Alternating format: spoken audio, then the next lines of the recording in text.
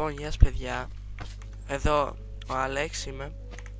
Σήμερα θα σας κάνω το πρώτο Minecraft tutorial που είναι και το πρώτο βίντεο. Και θα δείξω πώς να θεραπεύσετε τον zombie villager, που είναι συχνό φαινόμενο, ειδικά στα villages. Οπότε πάμε. Αρχικά μισό το κάνω.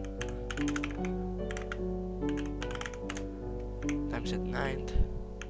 Torch. Δείτε.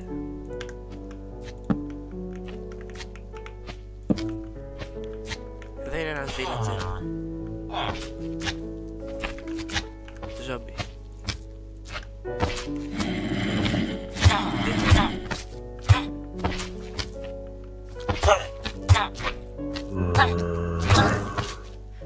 Να το...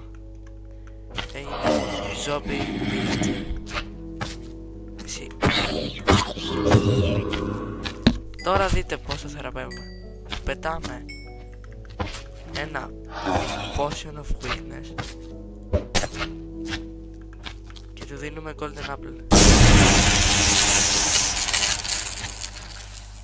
Τώρα θα τρέμει έτσι για πολλή ώρα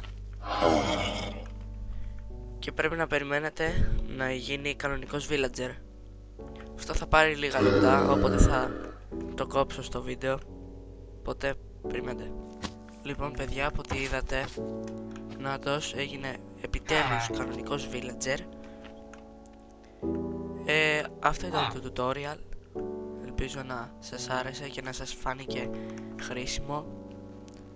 Μείνετε συντονισμένοι, κάντε μια εγγραφή, ή θα ανεβούν και άλλα tutorials και όχι μόνο, και άλλα βιντεάκια. Αυτά. Τα λέμε.